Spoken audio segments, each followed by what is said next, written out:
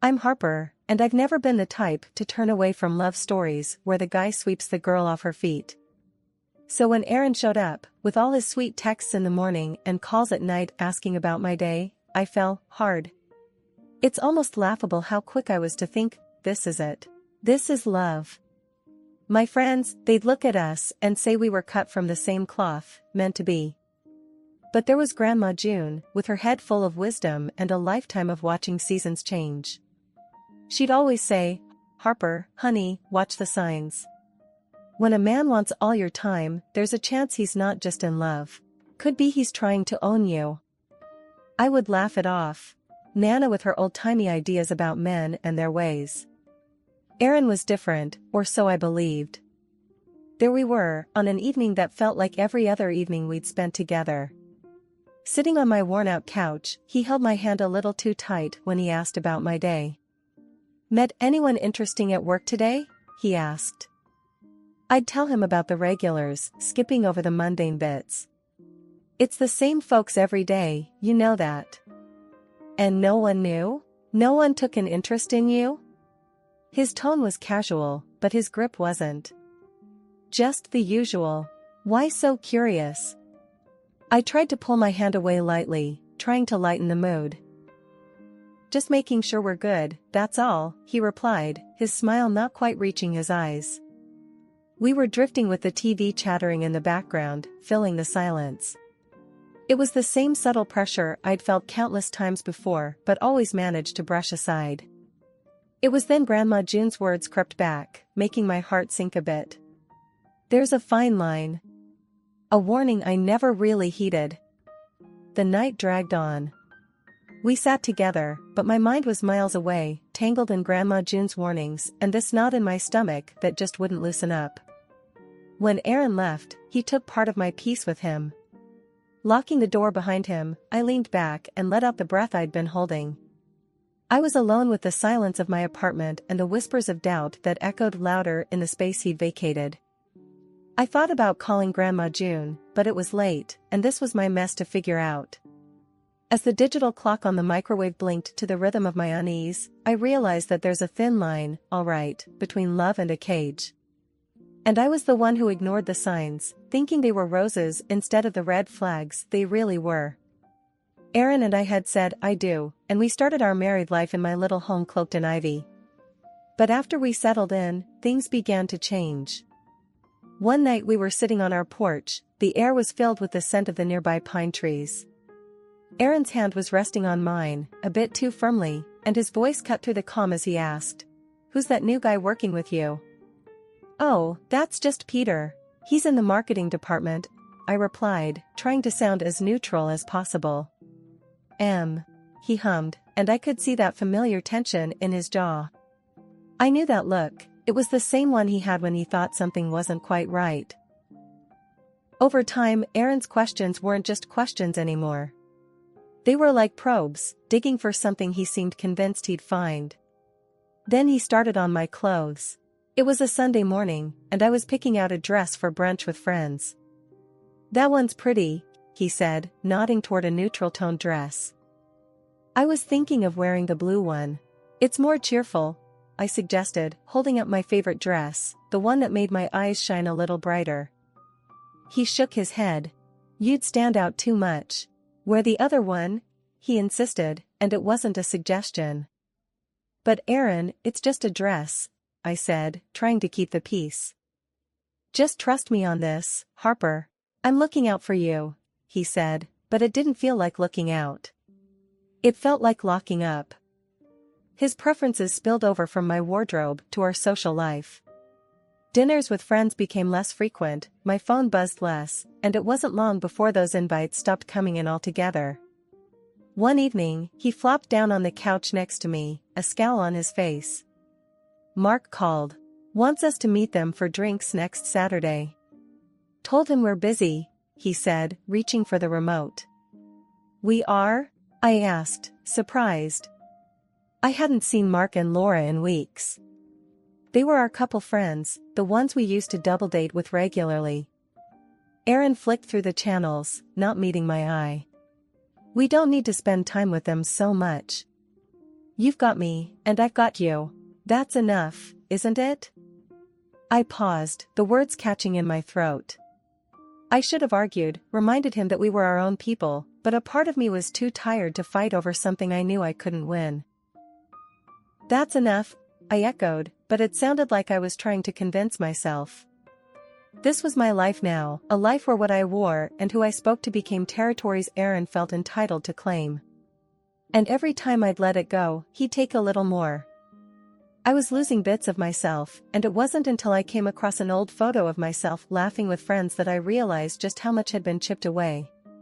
I looked at the woman in that picture and wondered where her smile had gone. The thing about life is, it's far messier than you'd expect, especially when love ties you down instead of setting you free. That's what it felt like with Aaron lately. Our love felt like walls closing in, disguised as just another part of married life. His new habit? Showing up at my office out of the blue, turning up like he owned the place, and, in a way, like he owned me too. Just in the neighborhood, was his usual line, followed by a too bright smile. One evening at home, I decided to wear my favorite pencil skirt to work the next day. Aaron came into the room, his face twisted up in a way that made me brace myself. "Why do you need to wear that?" he barked, his temper flaring over nothing. "It's just a skirt, Aaron," I said, keeping my voice steady. I didn't want to fight, not again. He didn't buy it. "It's not just anything. Who are you dressing for, huh?"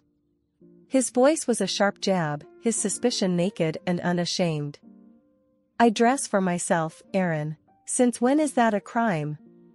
I tried to defend my choice, my independence, but even to my ears, I sounded like I was reaching. The next morning rolled around, and my skirt, the one I had planned to wear, was gone. Not just that one, but half of my wardrobe seemed to have just vanished. Panic surged through me, a cold wave that made me dizzy. I found Aaron in the kitchen, his back to me, making coffee like it was any other day. "Where are my clothes, Aaron?" I demanded, my voice edged with fear and anger, a cocktail of emotions that made me sound more like a stranger than a wife. "They weren't appropriate. I did us both a favor," he said, his voice oddly calm, like he was talking about the weather, not my personal belongings. "A favor? By deciding what I can and cannot wear? Are you listening to yourself?" I couldn't hide the shock in my voice, the disbelief that this was my reality. "It's for the best, Harper. You'll thank me later," he replied, and the way he said it, like he knew better, made my skin crawl. I was halfway into the FMLA form when the mask slipped, and Aaron's concern showed its true face: control. My independence, my choices, he was whittling them down, trying to reshape me into something smaller, more contained. Something less me. As I sat at the kitchen table, his words echoing around the silent room, I realized my once warm and loving home had turned into something else. It wasn't safe or comforting. It was a beautifully decorated prison, and the man I married was the warden. The rest of the day passed in a blur. At work, I was a ghost, going through motions, smiling when necessary, but underneath, a storm was raging.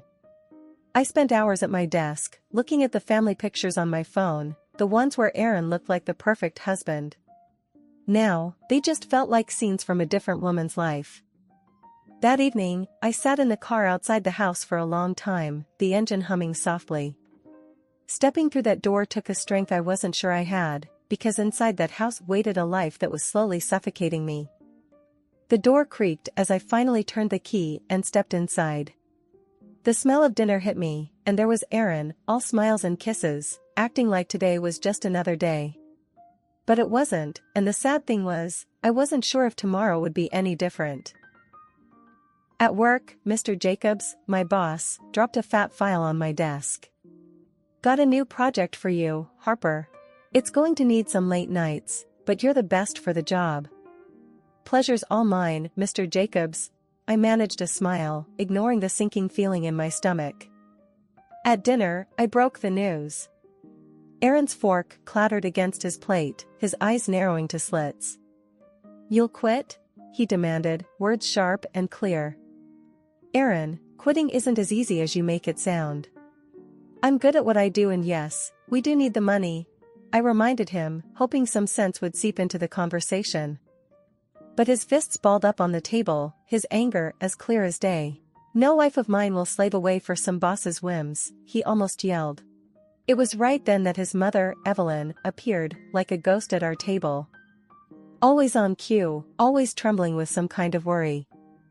"Harper, honey," she started, hands flitting like nervous birds, "can't you just ease up a bit?" For Aaron. It wasn't right. None of it. But I loved him once, and I guess a part of me still clung to that. So I pitched the middle ground. "How about a compromise? I'll work from home. Best of both worlds, right?" Aaron slumped back, the lines on his face smoothing out. "Fine," he muttered, almost sulking, "but no late nights." Evelyn smiled, relieved, her pale eyes finding mine, a silent thank you. "But me?" I felt boxed in, the walls painted by Aaron's temper and framed by Evelyn's worry. As the days turned into weeks, my home office became my world. Aaron's occasional peeks over my shoulder, Evelyn's mid-afternoon calls to check in, or to check up, hard to tell, made sure my leash was short. Work was hectic, enough to keep my mind from wandering to dark places. Mr. Jacobs was a tough old bird, but fair. "You're holding up the fort, Harper," he said in one of our phone check-ins, his voice crackly but kind. "Keep it up." I remember one evening, the sun had just dipped below the horizon, painting the sky in shades of tired blue. Aaron sat on the couch, remote in hand, flipping channels without really watching anything. I closed my laptop, my brain fried from hours of numbers and emails. "Work's done for now," I told him, my voice a weekday kind of tired.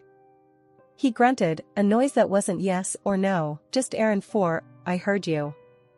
I joined him on the couch, the cushion sinking under me, weary like my bones. "Out of the blue," he said, "you been talking to Jacobs a lot." "About work, yes. It's work, Aaron," I said, keeping my eyes on the TV, not wanting to start another row. He hummed, that old familiar sound of gears grinding in his head. That's life with Aaron, where my love's blindfold only got tighter, and every step forward felt like 2 steps back. The woman in the mirror started to look like a stranger, her eyes holding questions I was scared to answer. One day I needed a ride and Grandma's place was too far to walk, so I grabbed a taxi. The driver was just some regular guy doing his job. Dropped me off at my place, and that should have been that. Except it wasn't. Aaron was out front waiting, and the sight of me stepping out of the taxi set him off big time. The driver had barely handed me my change before Aaron was on him. "What's going on here, huh?" Aaron snapped, eyes bulging. "Who's this?" "Chill out, Aaron, he's just a taxi driver," I tried to cut in, but Aaron wasn't having it. The driver, seeing trouble, didn't waste a second. Put the car in gear and took off. Smart man. Once we were inside, Aaron was still fuming. He paced back and forth, throwing accusing glances my way. I sighed, not up for the drama. "Really, Aaron? You're freaking out over nothing." "It's not nothing. Who knows what you were doing in there?" Aaron's voice boomed through the small space of our entryway. I rolled my eyes. "Get over yourself." Things settled down after that, but not for long. Couple days later, I caught Aaron snooping through my phone while I was making dinner. "Hey, what do you think you're doing?" I barked, snatching the phone from his hands. "I was just..." He trailed off, looking like a kid who got caught with his hand in the cookie jar. "Do you mind telling me what's so interesting in my phone? I was getting really tired of this." Aaron rubbed the back of his neck, avoiding my eyes. "I don't know. I guess I was just checking on you. Making sure you're not hiding anything." I couldn't believe what I was hearing. "Checking on me? Are you for real right now? You think that's okay?" He didn't say anything for a moment. Then, "I'm sorry, all right? I'm sorry. Won't happen again." "You're right, it won't happen again because this is ridiculous. You're acting like a crazy person." My patience was wearing thin. "Look," I said, "I'm sorry, I screwed up. Forgive me, okay?" His voice had softened now. He looked like he meant it. I let out a deep breath. I was angry, sure, but not enough to throw everything away, not yet. Fine. But this is it, Aaron. No more acting like a jealous kid. You got to get it together. He nodded, a little too eager. Yeah, of course. I will. I promise. We left it at that. I wanted to believe things would get better. Part of me knew it was a long shot, but I still had hope. I guess that's how it goes sometimes. You see red flags, warning signs, but you just keep driving past them, hoping you'll somehow end up on a different road. It all started one crisp morning when I noticed a car. A nondescript, dark sedan, a little too clean, a little too still. I saw it from my kitchen window, parked on the next street over. No big deal, I thought, it's probably just visiting somebody. But then I saw it again by the grocery store, just sitting a couple of aisles over in the parking lot. And again near the dry cleaner. Same car, same place, like a bad penny that kept turning up. A week of this, and I couldn't brush it off any longer. I needed to know. So on a day when the car tailed me to the local library, I took a detour on my way home. Sure enough, the car was still there, matching my turns, keeping its distance, but always present. When I parked on a side street, the sedan stopped a little way behind me. This was no coincidence. It's funny how your mind doesn't want to believe something's wrong, even when it's staring you in the face. It seemed so stupid, so out of a cheap detective show, but there it was. My heart was racing, a mix of fear and anger bubbling up inside me. I picked up my phone and called the police. I think I'm being followed, I whispered, as though the guy behind me could hear. The police took it seriously. They arrived quickly, talked to the man in the car, and checked his ID. Within minutes, they confirmed my fears. The guy was a private detective, and yep, he was following me. Following me on my husband's dime. I was shaking when I got home, with the police report clutched in my hand. Aaron was there, lounging on the sofa like any other evening, blissfully unaware that his little game was up. Aaron, I yelled, throwing the door open wider than I intended. What the hell is this? He jumped up, startled, his eyes doing that darting thing they do when he's on the back foot. Harper, A private detective, Aaron? I could barely get the words out, my voice was shaking so hard. You have me followed? He started stuttering some excuse, his face flushed and guilty looking. Don't. Just don't. I stopped him, holding up a hand. I couldn't bear to hear any lie he might conjure. You know what? I can't do this. My voice broke, but I pulled myself together. You need to leave, Aaron. His mouth snapped shut. He looked like he might argue, but then he didn't. He just grabbed his coat and left without another word. I was alone, truly alone, and for the first time in years, that didn't scare me. It felt like the only honest thing I'd had in a long time. That day had a weird start to begin with. I was still adjusting to a quieter house since I told Aaron to pack his stuff and leave. The man was many things, but quiet wasn't one of them. The peace was nice, but I got to say, a bit eerie too. And then there's a knock at my door that broke the silence like a dropped plate. Standing there was Mr. Freeman, Aaron's boss. Medium height, always looked like he starched his face along with his shirts. Never really liked him, but today he showed up holding a folder stuffed with papers. He's not here, I said before he could step inside. Mr. Freeman frowned, probably not used to doors not swinging wide for him.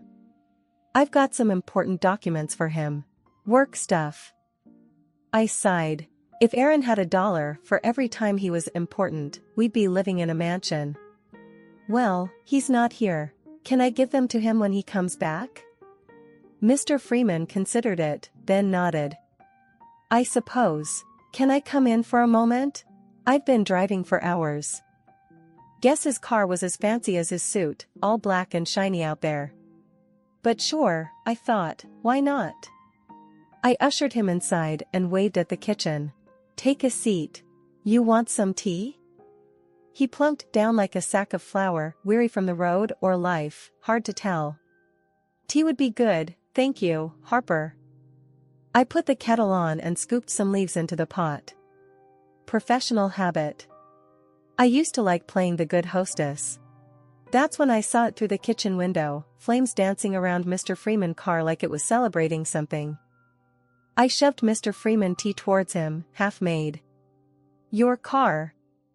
We bolted outside. And there was Aaron, my estranged husband, smiling like it was his birthday and someone brought him a surprise cake. The crazy in his eyes glinted like the flames. Mr. Freeman blurted out, "My car. What the hell is happening?" Aaron turned towards us, his smile flickering. Hey, Harper. This is for stealing my life. Say hello to your lover. His words slurred with satisfaction, mixed with a decent dose of lunacy. He thought he was getting back at some imagined lover of mine. Mr. Freeman stood frozen, his face shifting from confusion to anger. Aaron, did you do this? Aaron's smile slid off his face faster than ice cream on a hot day when he finally put two and two together. His boss. His wife. His mistake. Boss, I didn't know. Mr. Freeman cut through it all. You set my car on fire thinking it belonged to whom? God, Aaron. I had the contract renewal papers with me. Consider them and your job ashes now. You're done. Aaron fell to his knees quicker than a sack of those same papers, groveling like a kid caught with his hand in the cookie jar. Please, Mr. Freeman, I just... Save it. Mr. Freeman's voice was ice. I'm calling the police. The sirens didn't take long. The street filled up like a blocked sink, neighbors, cops, a few pointing phones like we were the evening's cheap entertainment. As the cops slapped cuffs around Aaron's wrists, his knees still dusty from the driveway, I felt 100 weights lifting off me. One fire down, the rest of the mess to clean up. Mr. Freeman just shook his head, looking at what used to be a car. Last I saw of Aaron was him trying to look at me over his shoulder, eyes all rabbit-like with panic. Stepping into my living room felt strange. The whole mess with Aaron was coming to a close. The divorce papers had been filed, and I told him to stay away. He obviously didn't listen, since now he was looking at jail time for torching his boss's car and then some for stalking me. The boss, Mr. Freeman, didn't take too kindly to his car being barbecued. He canned Aaron and then slapped a lawsuit on him. And standing there, I couldn't help but feel a weight lift off my shoulders. Harper, honey, Grandma June called from the kitchen. You need anything? I shook my head, walking in to meet her. Grandma June had this way of slicing through nonsense. Gran, I'm good. But... I should have listened to you about Aaron. She was at the sink and she turned around, drying her hands on a dish towel. Oh, honey. When will you learn to trust this gut? She patted her belly with a chuckle. I couldn't help but laugh. She always kept it so real. Can't argue with Grandma's gut, I agreed. Afterwards, I sat on the couch, flipping through a magazine but not really reading. It was just noise. Alone again, I felt surer than I had in months. This was the right move. Of course, there'd be more to deal with tomorrow, lawyers, unpacking the mess Aaron left, figuring out money stuff. But tonight, it was just me. I pulled my phone out and texted Mara, my best friend since forever. Free, finally. Wanna come over and crash my solo party? It didn't take long for her to fire back. On my way. Bringing pizza. The rest of the night was going to be easy. No drama, no Aaron. Just pizza, bad TV shows, and good company. I slipped into my comfiest sweatpants and pulled my hair back, finally able to breathe. The future might not look clear yet, but it looked a hell of a lot better than my past. I smiled to myself thinking about it. Uncomplicated, no strings attached, no more walking on eggshells. Yeah, this was how things were going to be from now on, starting right now with the new locks clicking into place. Freedom tasted a lot like pepperoni and cheese tonight, and that was just fine by me.